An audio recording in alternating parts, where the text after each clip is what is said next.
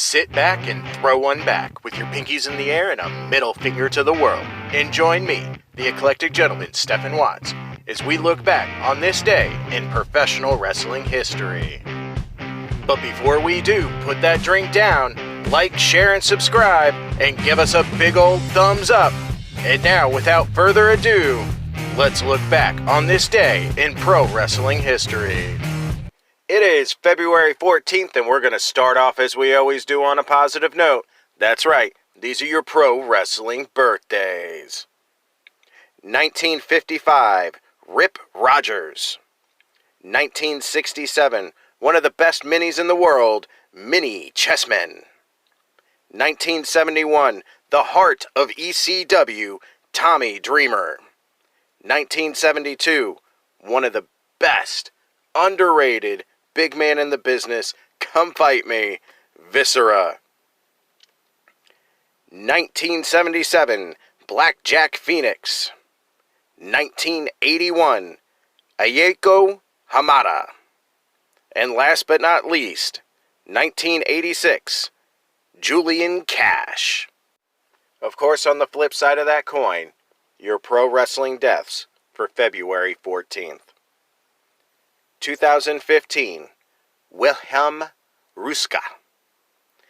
If you do not know who he is, please look him up.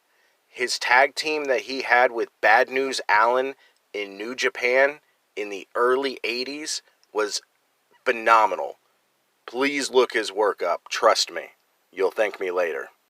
Alright, enough of the sad stuff. It's time to get to the meat and potatoes. That's right, your pro wrestling history highlights for February 14th.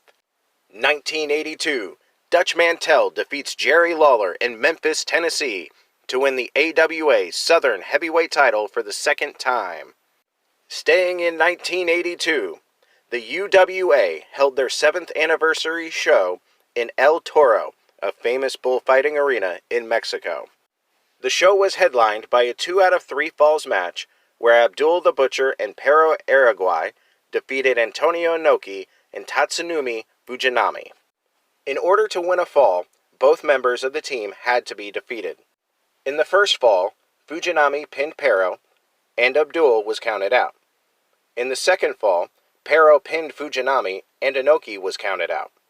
In the final fall, both Inoki and Fujinami were disqualified.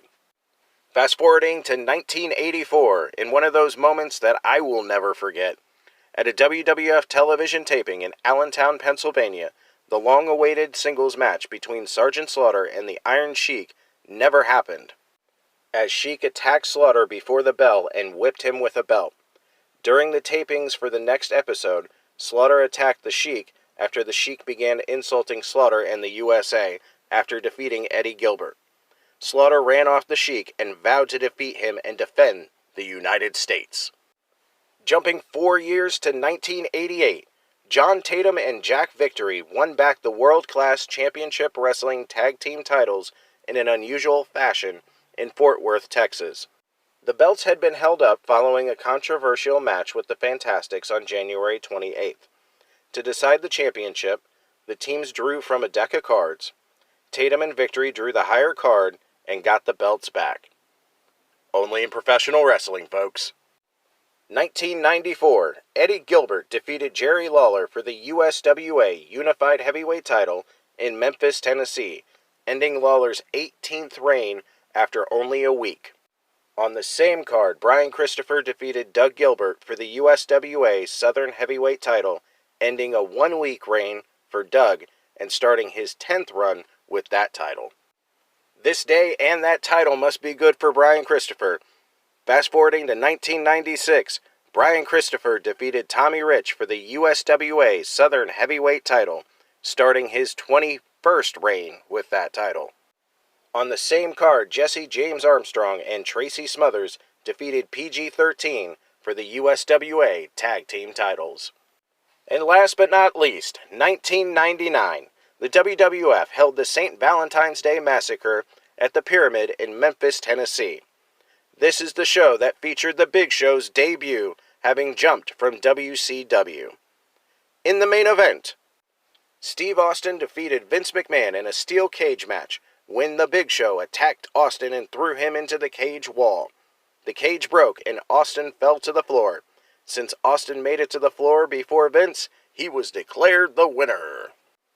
Those are your pro wrestling history highlights for February 14th. I'm the Eclectic Gentleman, Stephen Watts, and we'll see you tomorrow.